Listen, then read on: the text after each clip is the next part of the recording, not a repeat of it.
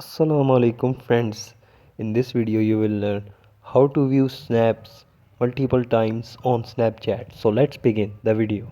The process is very simple. Make sure that you are connected with your internet. So first of all you will simply open your Snapchat application.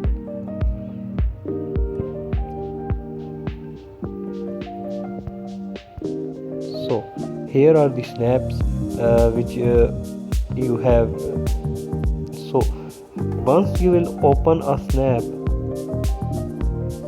and then you will go to your that contact which have sent you the snap, so you will simply press and hold on that snap like this. So here is the option of replay. You will simply tap on replay. So then you can see this replay option. So this is the process of seeing multiple times the snap. So if you like the video, please subscribe our channel for more informative videos. Thank you.